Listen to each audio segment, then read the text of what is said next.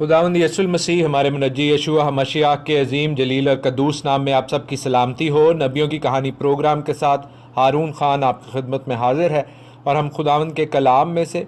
पहला सलातीन उसका 12वां बाब आज सीखना शुरू करेंगे। 1 किंग्स चैप्टर 12। खुदावंद की शुक्रगुजारी करते हैं और आप सबों के लिए खुदावंद के खौफ की, खुदावंद की फर्माबरदारी और ताबेदारी की पाक रूह को मांगते हैं। अजीज़ गुज़श्ता बाब में से 11th चैप्टर में से हमने बहुत खूबसूरत अहम बातों को खुदावंद के कलाम की रोशनी में खुदावंद की पाक रूह की हदायत से सीखा। आज जब हम 12वें बाब में एंटर हो रहे हैं तो हम उस सेटिंग को, उस सराउंडिंग को जानते हैं कि सुलेमान की वफ़ात हो चुकी है और रोहबाम उसकी जगह बादशाह बन चुका है। रोहबाम फ़ौरन ही बादशाह बन जाता है। अजीज़ो, ये रोहबाम है, ये योरबाम नहीं है। रोहबाम सुलेमान का बेटा था और इसकी एज यानी उम्र के हवाले से मुख्तलिफ हलकों में जो तहकीक, तफ्तीश, इल्मी बहस होती है उसको मैं आपके साथ आज शेयर किए देता हूँ ताकि आप भी उससे वाकिफ़ हो सके। क्योंकि कहा यह जाता है कि जब इसने हुकूमत संभाली तो ये 41 साल का था, 41 ईयर्स का था, जो कि बात इसलिए हज़म नहीं होती बहुत से इल्मी हलकों को क्योंकि हम ये जानते हैं कि सुलेमान ने 40 साल पूरे इसराइल पर हुकूमत की थी। ये उसकी बादशाहत संभालने से भी पहले उसका बेटा था, जो कि एक नेक्स्ट टू इम्पॉसिबल चीज़, एक नामुमकिन चीज़ इसलिए दिखाई देती है क्योंकि सुलेमान बहुत यंग था, 18-19 साल का था जब उसने हुकूमत की बाग दौड़ संभाली थी। तो क्या उस वक़्त उसकी शादी हो गई थी? क्या उसकी औलाद थी?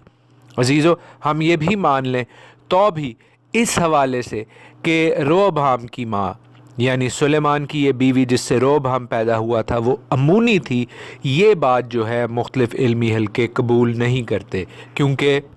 ये बिलअमूम आम हलकों में और बिलखसूस इल्मी हलकों में तस्लीम किया जाता है, माना जाता है कि सुलेमान ने जो गैर ममालिक की औरतों से शादी की थी वो कदरे बड़ी उम्र में जाकर की थी। अपनी नौजवानी में उसने इसराइली औरतों से ही शादियां की थी। अमूनी औरत से शादी होना और लेट उम्र में शादी होना और वहाँ से फिर रोहबाम का पैदा होना उसे 41 सालों का नहीं बनाएगा, बल्कि कहा यह जाता है कुछ हलकों में कि ये 21 सालों का था। और ये कातब की गलती है, लिखने वाले की गलती है कि उसने 21 को 41 लिखा है। एनीवे, बाहर कैफ हम इस बहस से आगे बढ़ते हैं और हम इस बात को, इस हकीकत को समझने की कोशिश करते हैं कि जो फोकस है वो सुलेमान से फ़ौरन ही हट गया है और इसराइल की ममलिकत पर एज अ नेशन आ गया है। अजीज़ों, ये वो टाइम है, ये वो वक्त है जो कि हिस्ट्री चेंजिंग है, जो कि तारीख़ पर बहुत गहरे और अनमेंट नकूश छोड़ेगा। इसलिए कि यहाँ पर हम देखते हैं कि ना सिर्फ इसराइल बल्कि मिडल ईस्ट बल्कि तमाम दुनिया के हवाले से, मुस्तक़बिल के हवाले से इसराइल का कुछ ही अरसे में बंटवारा होने जा रहा है, पार्टीशन होने जा रही है। और फोकस जो होगा, जो गौर किया जाएगा वो वहाँ की रॉयल्टी के ऊपर, वहाँ की बादशाहत और बादशाहों के ऊपर, लीडर्स के ऊपर किया जाएगा। पहली बात जो हमें नोट करने की और गौर करने की है इन अब्वाब को पढ़ने से पहले, इन खसूसन किताबों को पढ़ने से पहले जो तवारीख़ की और सलातीन की हैं, जो कि क्रॉनिकल्स की और किंग्स की हैं, हमें इस हकीकत को एक्सेप्ट करना है कि खुदावंद ताला यहोवा आसमानी बाप लीडरशिप पर जो हमारे कायदीन हैं उनके ऊपर एक ख़ास नज़र रखता है और कौम को उनके हवाले से जांचा और परखा जाता है। बेशक इंडिविजुअल लेवल पर, ज़ाती और पर्सनल लेवल पर भी खुदावंद ताला लोगों का इंसाफ करता है, लेकिन बहैसियत कौम जब खुदावंद ताला डील करता है तो वो लीडर को, उस कौम के बादशाह या फरमारवा को ख़ास तौर पर नज़र में रखता है और उसके कैरेक्टर की वजह से कौम का इंसाफ किया जाता है। दूसरी बात जिसकी तरफ मैं आपकी निशानदही या आपका गौर चाहता हूँ وہ یہ ہے عزیزو کہ یہاں پر اسرائیل دو سیپریٹ کنگڈمز میں، دو سیپریٹ مختلف بادشاہتوں میں تقسیم ہو رہا ہے، شمالی اور جنوبی، اور شمالی سلطنت اور جنوبی سلطنت کے علیحدہ ہونے سے وہاں کر جو لوگ ہیں ان کے اوپر بہت بڑا ایموشنل امپیکٹ پیدا ہو رہا ہے، ان کے ذہنی خد و خال، ان کی سوچ کا محور تبدیل ہو رہا ہے، اور اس سے بلا شبہ وہ ذہنی طور پر نقصان اٹھائیں گے، وہ ڈپریس ہوں گے۔ وہ لوگ جو ان کے جاننے والے تھے، جو ان کے عزیز تھے، جن کے ساتھ وہ جڑے ہوئے تھے، جن کے ساتھ وہ تجارت کرتے تھے، جن کے ساتھ وہ لین دین کرتے تھے، اب وہ ایک اور مملکت کا حصہ ہوں گے۔ That will have a major impact. So اس بیک گراؤنڈ کے ساتھ، اس سیاق و سباق کو اپنے ذہن میں رکھنے کے ساتھ آپ پہلے سلاطین اس کے 12ویں باب سے آگے اسٹڈی کرنا شروع کریں گے، فرسٹ کنگز چیپٹر 12۔ اور جیسے میں نے آپ کو شروع میں بتایا روبہام کے حوالے سے کہ کس طرح وہ سمودلی بادشاہ بن جاتا ہے، کس طرح کوئی اس کے اور بہن بھائی جو ہیں وہ بادشاہت کے حوالے سے کلیم نہیں کرتے جیسے سلیمان کے ٹائم پر ہوا تھا، تو یہاں پر ہمیں ایک چیز کا اندازہ ہوتا ہے کہ یہ سب کچھ پہلے سے طے تھا۔ 12ویں باب کے شروع میں لکھا ہے کہ روبہام سکم کو گیا کیونکہ سارا اسرائیل اسے بادشاہ بنانے کو سکم کو گیا تھا۔ اب یہ جو سکم علاقہ ہے یا شکم جس کو کہتے ہیں عبرانی میں، در حقیقت یہ نارتھ میں ہے، شمال میں ہے۔ یہ وہاں پر کیوں گیا؟ اس لیے کہ جو شمال کے قبائل تھے اور جنوب کے قبائل تھے ان میں جو ٹینشنز ہیں وہ اپنے پیک پر پہنچ چکی ہیں، بوائلنگ پوائنٹ پر پہنچ چکی ہیں، تو یہ وہاں پر جاتا ہے تاکہ ان لوگوں کو کام ڈاؤن کرا سکے۔ ہو سکتا ہے جب سلیمان ہوتا یا داؤد ہوتا تو وہ ایک بات یہودا ہی میں کرتے تاکہ وہاں کے لوگوں کو کنسولیڈیشن کا، مضبوطی کا احساس ہو، اور نارتھ کے علاقوں کی اس بغاوت یا جو توڑنے کی سوچ یا سازش ہے اس کو رد کیا جا سکے، اس کو کینسل کیا جا سکے۔ یہاں پر ہمیں روبہام تھوڑا ویک لگتا ہے سوچنے کے حوالے سے، اس لیے جیسا شروع میں نے آپ کو بتایا کہ خیال کیا جاتا ہے کہ وہ 41 سال کا تھا، 41 ایئرز کا تھا۔ لوگ یہ یہاں پر آرگیومنٹ بھی دیتے ہیں، بحث بھی کرتے ہیں کہ وہ ینگ تھا، بالکل نوجوان تھا، جس کی وجہ سے وہ ایسے فیصلے کرتا تھا۔ اور پھر ہم آگے جا کے ابھی پڑھیں گے کچھ آیتوں کے بعد کہ وہ عمر رسیدہ لوگوں سے بھی مشورت کرتا ہے اور جوانوں کے ساتھ بھی جو اس کے ساتھ پلے بڑے تھے۔ تو اس حوالے سے ہم اس چیز کو اسٹیبلش کر سکتے ہیں، امپلائی کر سکتے ہیں by the law of employing کہ وہ ینگ تھا، وہ 41 سال کا میچور شخص نہیں تھا۔ بہر کیف ہم آگے بڑھتے ہیں اس حوالے سے۔ اب اگلی کچھ آیات جو ہیں اس باب کی وہ بڑی انٹرسٹنگ ہیں، بہت دلچسپ ہیں،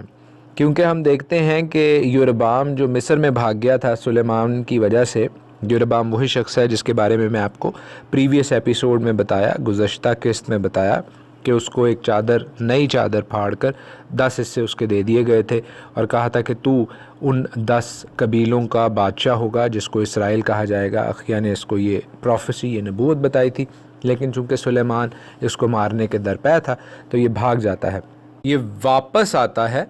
اور اسرائیل کے بزرگوں کے ساتھ آ کر روبہام سے یوں کہتا ہے کہ تیرے باپ نے ہمارا جوا سخت کر دیا تھا، سو تو اب اپنے باپ کی اس سخت خدمت کو اور اس بھاری جوئے کو جو اس نے ہم پر رکھا ہلکا کر دے اور ہم تیری خدمت کریں گے۔ عزیزو، دلچسپ یہ بات اس لیے ہے کہ ابھی پچھلے باب میں ہم نے دیکھا کہ یہ ان بیگاریوں پر انچارج تھا، یہ خود ان سے کام لیا کرتا تھا، لیکن اب سلیمان کے مرنے کے بعد یہ ایک بہانہ تلاش کر رہے ہیں کہ کس طرح اپنی بادشاہت، اپنا سیٹ اپ اسٹیبلش کیا جا سکے، اور اس کے لیے وہ روبہام کو کہتے ہیں کہ ٹیکسیشن ہلکی کر دے۔ ایک ٹیکسیشن وہ جو منی کی صورت میں ہوتی ہے یعنی پیسے کی صورت میں ہوتی ہے، اور ایک ٹیکسیشن وہ جو بیگار یعنی فورسڈ لیبر کرانے کے حوالے سے ہوتی ہے، محنت مزدوری کرانے کے حوالے سے، وہ دونوں میں نرمی مانگتے ہیں۔ اب روبہام کے لیے یہاں پر پرابلم پیدا ہو گئی ہے عزیزو، کیوں؟ اس لیے کہ اگر وہ ان کی یہ بات مان لیتا ہے تو وہ بڑا ویک، بڑا کمزور ثابت ہوگا، اور وہ آنر اور شیم جو عزت اور غیرت والی بات کچھ ابواب پہلے ہم پڑھ رہے تھے وہ اس پر لاگو ہوگی اور اس کو اپنی بے عزتی، اس کو اپنی تہذیق محسوس ہوگی۔ لیکن دوسرے ہاتھ پر ان لوگوں کی جو بات تھی وہ کوئی ان ریزنیبل بات نہیں تھی۔ سلیمان بادشاہ کو کبھی بھی اپنے ہی لوگوں کو بیگاری نہیں لگانا چاہیے تھا، خاص طور پر جب وہ دیکھتے تھے کہ سلیمان کے اپنے قبیلہ کے لوگ یعنی یہودا کے لوگ جو ہیں وہ اس بیگار کے کام سے ایگزیمپٹ تھے، ان سے کوئی کام نہیں لیا جاتا تھا۔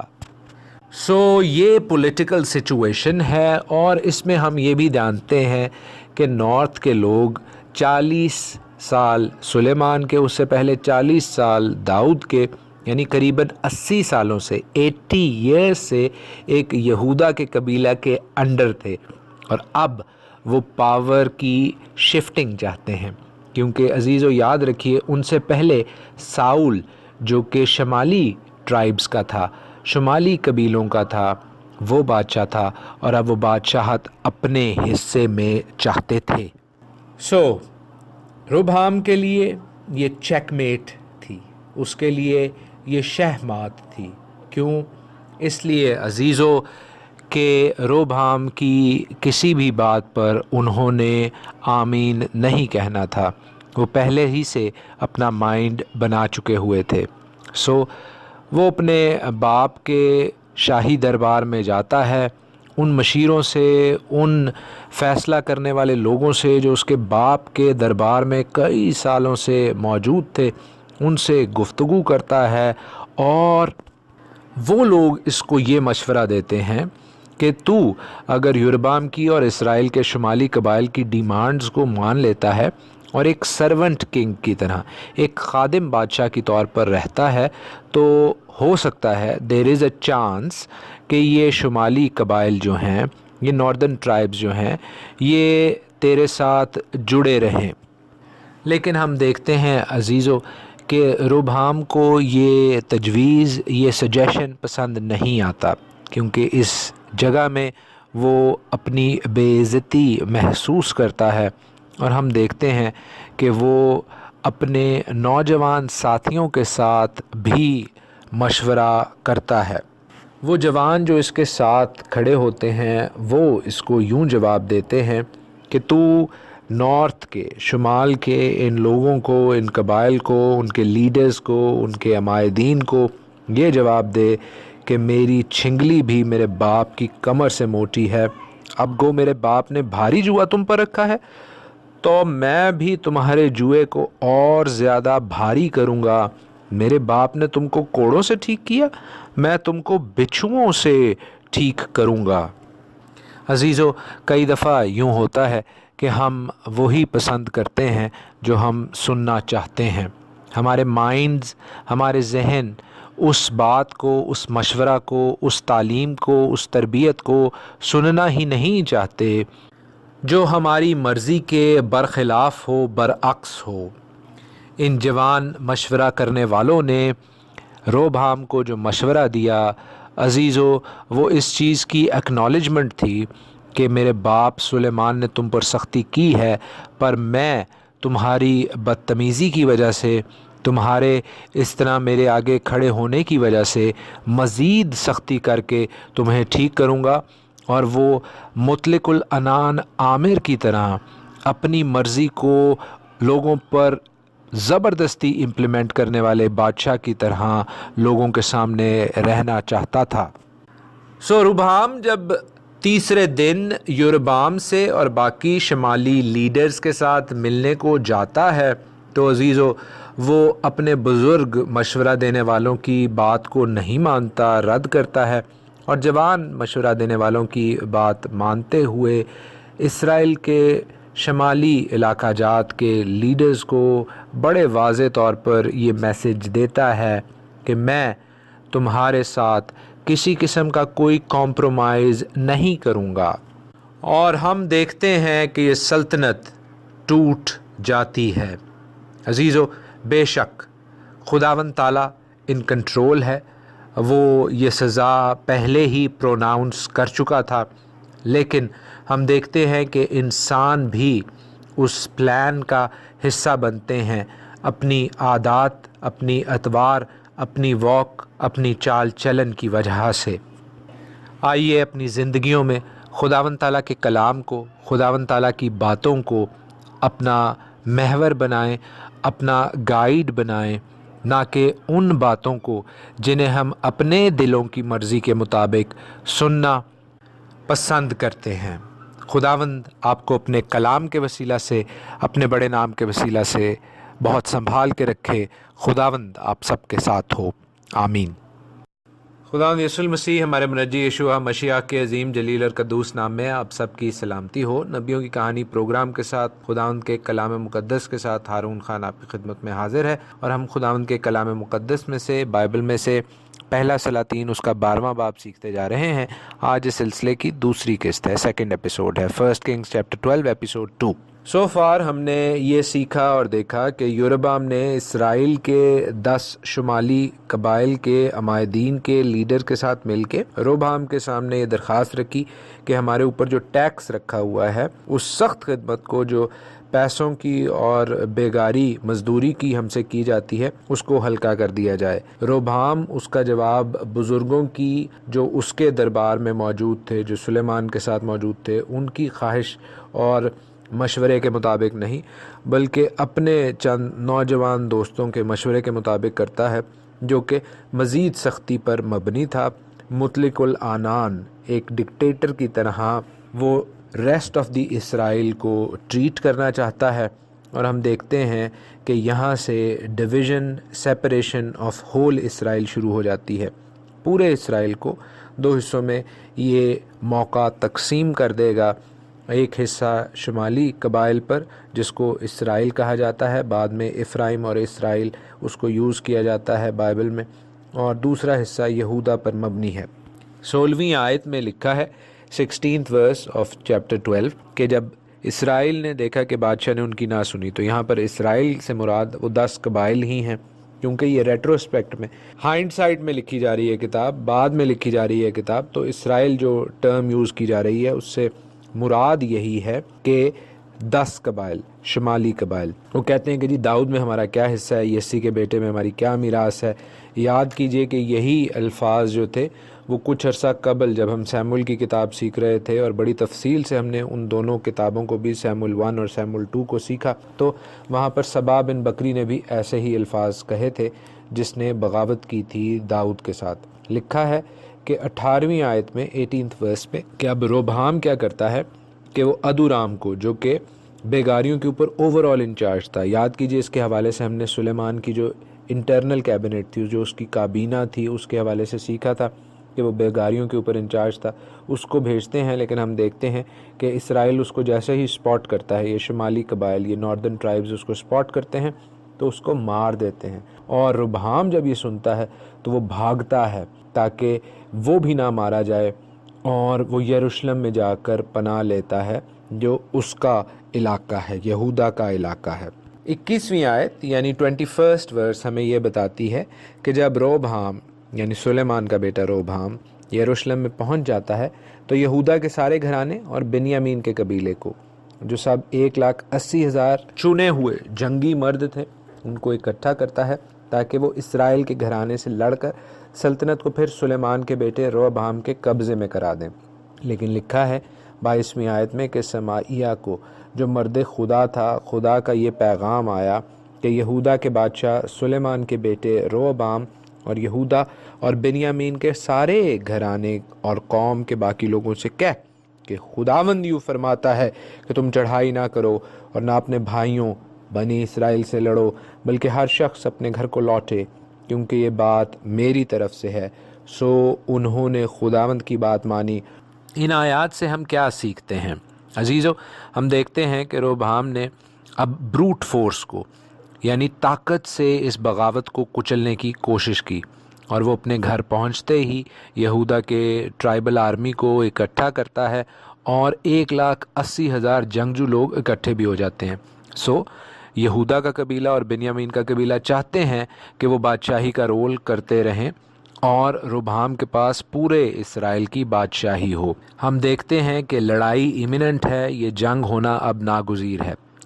اسی وقت پہ ہم ایک نئے کیریکٹر کو دیکھتے ہیں جس کو عبرانی میں شمایا یا اردو میں سمایا کہتے ہیں، جس کے مطلب ہیں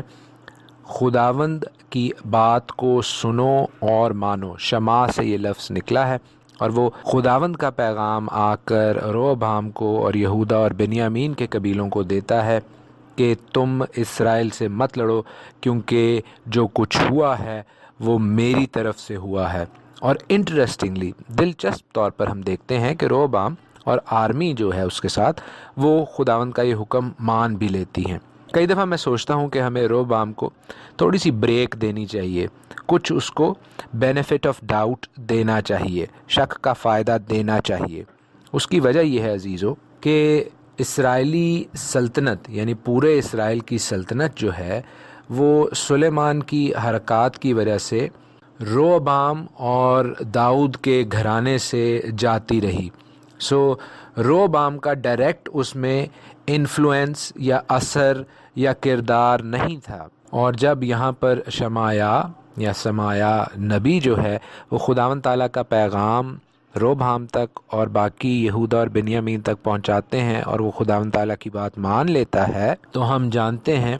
کہ وہ جنرلی اتنا برا بھی نہیں تھا جتنا اسے پورٹرے کیا جا رہا تھا گزشتہ کچھ آیات میں۔ اس کا بورش اور بدتمیزی پر مبنی جو رویہ تھا، ہو سکتا ہے وہ رپلائی ہو، وہ ریاکشن ہو، رد عمل ہو، جس طرح ان 10 قبائل کے لیڈرز نے اور یوربعام نے اس کو اپروچ کیا تھا، اس سے بات کی ہوگی۔ پھر یوربعام کے حوالے سے بھی ہم سیکھ لیں، یہ روبہام نہیں، یہ یوربعام ہے۔ یوربعام وہ جو اسرائیل کے 10 قبیلوں پر اب حاکم ہے۔ کہا یہ جاتا ہے کہ وہ بھی ایک خدا خوفی میں چلنے والا شخص تھا شروع میں،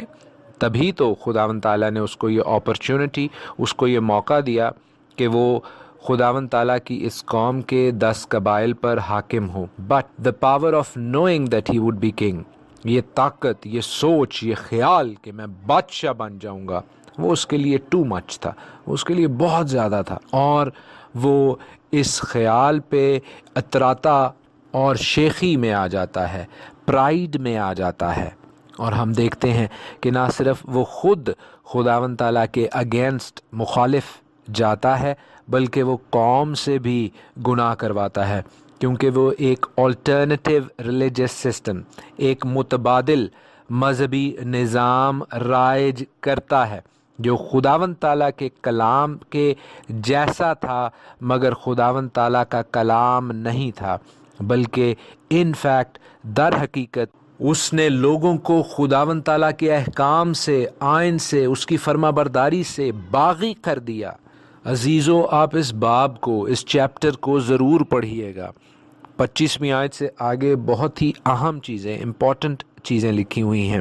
لکھا ہے 25 ورس آنورڈز کہ یوربعام نے افرائیم کے کوہستانی ملک میں سکم کو تعمیر کیا، اس میں رہنے لگا، وہاں سے نکل کر اس نے فنویل کو تعمیر کیا، اور یوربعام نے اپنے دل میں کہا کہ اب سلطنت داؤد کے گھرانے میں پھر چلی جائے گی اگر یہ لوگ یروشلم میں خداوند کے گھر میں قربانی گزارنے کو جایا کریں گے، تو ان کے دل اپنے مالک یعنی یہودا کے بادشاہ روبہام کی طرف مائل ہوں گے، اور وہ مجھ کو قتل کر کے شاہ یہودا روبہام کی طرف پھر جائیں گے۔ اس لیے اس بادشاہ نے مشورت سے لے کر سونے کے 2 بچھڑے بنائے اور لوگوں سے کہا، یروشلم کو جانا تمہاری طاقت سے باہر ہے، اے اسرائیل اپنے دیوتاؤں کو دیکھ جو تجھے ملک مصر سے نکال لائے۔ اور اس نے ایک کو بیت ایل میں قائم کیا اور دوسرے کو دان میں رکھا۔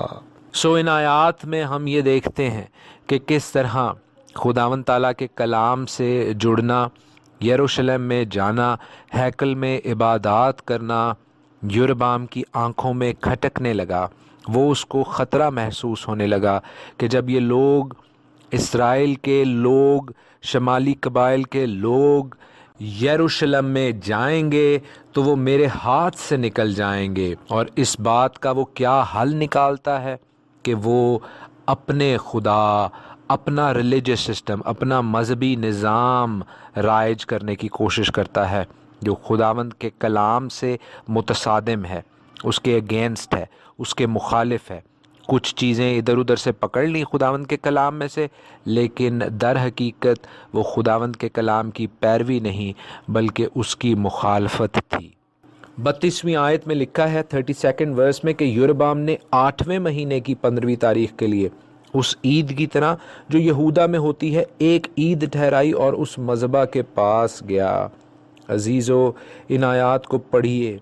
کیونکہ آپ یہ جانیں گے کہ خداوند کے مقررہ اوقات، خداوند کی عیدیں، خداوند کے کلام کی جو خداوند اون کرتا ہے، جو خداوند کہتا ہے میری عیدیں ہیں، کسی قوم کے لیے نہیں بلکہ اپنے فالوورز کے لیے، اپنے پیروی کرنے والوں کے لیے، جو اپنے اپوائنٹڈ ٹائمز اس نے دیے ہیں،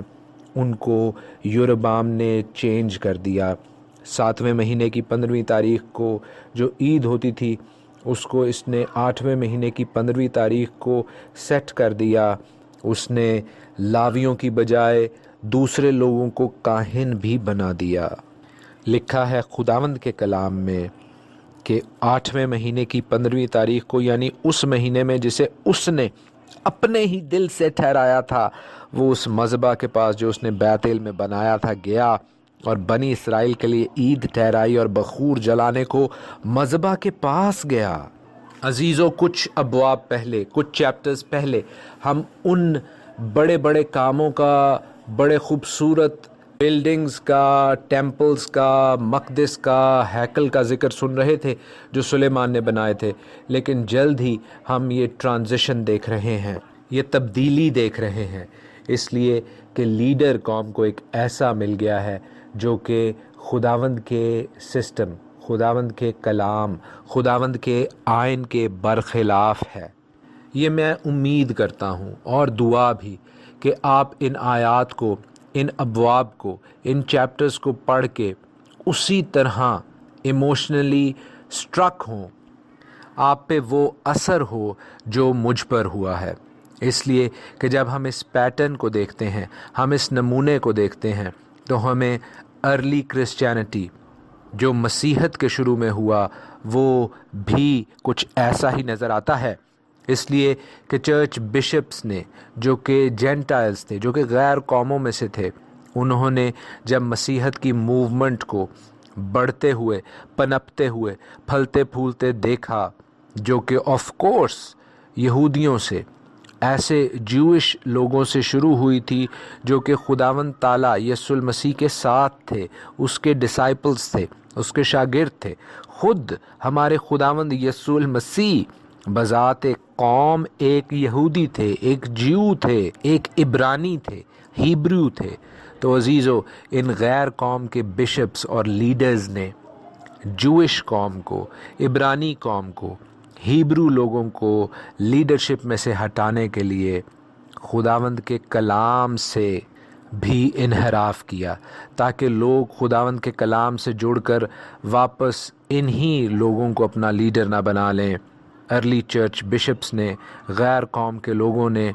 اپنی عیدوں کو، اپنے اپوائنٹڈ ٹائمز کو مسیحت میں گھسا دیا، خداوند کے کلام سے انحراف کیا، خداوند کی توریت، خداوند کی شریعت، خداوند کے احکام، خداوند کی آئین کو پس پشت ڈال دیا۔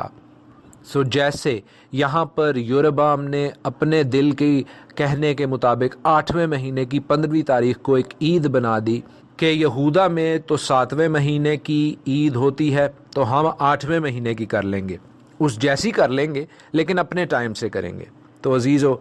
ارلی کرسچینٹی میں بھی جو شروع کی مسیحت تھی اس میں بھی ایسے ہی ہوا کہ جو بائبل کے فیسٹس تھے، جو بائبل کی عیدیں تھیں، جو خداوند تعالیٰ کے مقرر کردہ اوقات تھے، وہ ابالش ہو گئے، وہ ختم کر دیے گئے، اور کچھ ہی دیر میں مین میڈ، انسانوں کے بنائے ہوئے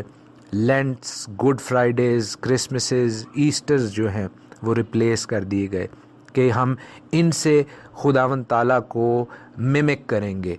ایسی ہی عیدیں خداوند نے دی تھی، ہم اپنے طور پر ویسی عیدیں بنانے کی کوشش کریں گے۔ جس طرح یربعام نے 2 دیوتا بیتیل میں اور دان میں رکھ دی اور کہا یہ تمہارے وہ خدا ہیں جو تم کو مصر سے نکال کر لے کر آئے، اسی طرح ارلی چرچ نے ارلی مسیحت نے ایک آلٹرنیٹیو، ایک متبادل پریسٹلی نظام بھی بنا لیا اور ایک ایسا خدا بنا لیا کہ جو پرانا عہد نامہ کے خدا سے ڈیفرنٹ ہے، مختلف ہے۔ پرانا عہد نامے کا خدا ریجڈ ہے، سخت ہے، لیگلسٹک ہے، بلڈ تھرسٹی ہے، لیکن نئے عہد نامے کا خدا ٹالرنٹ ہے، وہ پیسیفسٹ ہے، وہ full of love and mercy ہے۔ کچھ چیزیں پرانے عہد نامے کی، جس کو پرانا عہد نامہ کہنا بھی غلط ہے، وہ ضرور رکھیں، جیسے دہیکی دینا، اکٹھے ہو کے عبادت کرنا، 10 احکام یا 10 الفاظ میں سے ان کی روح کو اپنی مرضی سے قائم کرنا، لیکن ایسا تو یوربعام نے بھی کیا تھا۔ عزیزو، ہمارے منجی یسوع المسیح نے بڑے واضح طور پر بتایا اور سکھایا ہے کہ خداوند کے آئین احکام بالکل بھی ختم نہیں ہوں گے جب تک ہمارے سر پر آسمان ہے اور ہمارے پیروں تلے زمین ہے۔ جو کوئی ایسا کہتا ہے، خداوند تعالیٰ خود اس کا انصاف کرے گا۔ میں متی کے 5ویں باب کی 17 سے 19 آیت پڑھوں گا آپ کے لیے۔ میتھیو 5:17-19۔ یہ نہ سمجھو کہ میں توریت یا نبیوں کی کتابوں کو منسوخ کرنے آیا ہوں، منسوخ کرنے نہیں بلکہ پورا کرنے آیا ہوں، کیونکہ میں تم سے سچ کہتا ہوں کہ جب تک آسمان اور زمین ٹل نہ جائیں، ایک نقطہ یا ایک شوشہ توریت سے ہرگز نہ ٹلے گا جب تک کہ سب کچھ پورا نہ ہو جائے۔ پس جو کوئی ان چھوٹے سے چھوٹے حکموں میں سے بھی کسی کو توڑے گا اور یہی آدمیوں کو سکھائے گا، وہ آسمان کی بادشاہی میں سب سے چھوٹا کہلائے گا، لیکن جو ان پر عمل کرے گا اور ان کی تعلیم دے گا، وہ آسمان کی بادشاہی میں بڑا کہلائے گا۔ خداوند آپ سب کے ساتھ ہو۔